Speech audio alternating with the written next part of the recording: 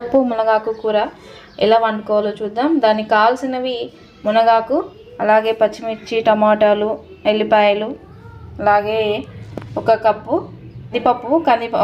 ఒక కప్పు కందిపప్పుకి 3 గ్లాసుల నీళ్ళు పోసుకొని ఉడకబెట్టుకుందాం. సో ప్రాసెస్ చూద్దాం ఒకసారి. ఫ్రెండ్స్ చూడండి, ఇప్పుడు నానబెట్టుకున్న కందిపప్పులో నేను మునగాకు వేస్తున్నా. మునగాకు 1 కప్పు వరకు తీసుకున్నాను. సో ఇందులోనే మనం కట్ చేసి పెట్టుకున్నటువంటి పచ్చిమిర్చి, అలాగే ఎల్లిపాయలు,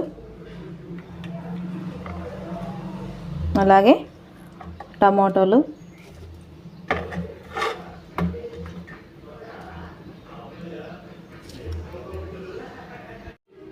చూడండి ఫ్రెండ్స్, అలాగే ఇందులో కొద్దిగా అంత పసుపు యాడ్ చేస్తున్నా. సో చూడండి ఫ్రెండ్స్, ఇది ఎలా స్టవ్ మీద పెట్టేసుకొని కొద్దిగా ఆయిల్ పోస్తున్నా. ఆయిల్ పోస్తే కొంచెం త్వరగా పప్పు ఉడుకుతుంది. సో దీన్ని ఇప్పుడు మూత పెట్టేసుకొని ఒక 4 విజిల్స్ వచ్చే వరకు పప్పుని బాగా ఉడకనివ్వాలి. చూడండి ఫ్రెండ్స్, ఇక పప్పు ఇలా బాగా ఉడికింది. సో దీన్ని ఇప్పుడు పోపు పెట్టుకుందాం. పోపు కోసమని ఒక గిన్నె పెట్టుకొని అందులో 1 పావడు నూనె పోస్తున్నా.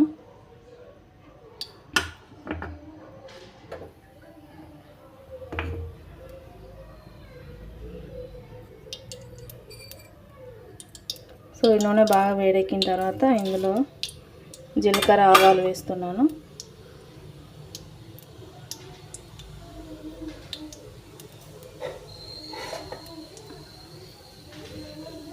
ఇవి కూడా మంచిగా ఫ్రై అవుతున్నాయి. సో ఇందులోనే ఎల్లిపాయల్ని ఇలా చిరిమేసి వేసుకుంటున్నా.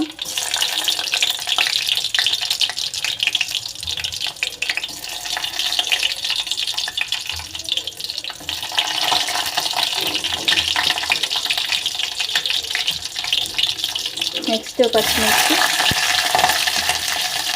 అలాగే ఆనియన్స్,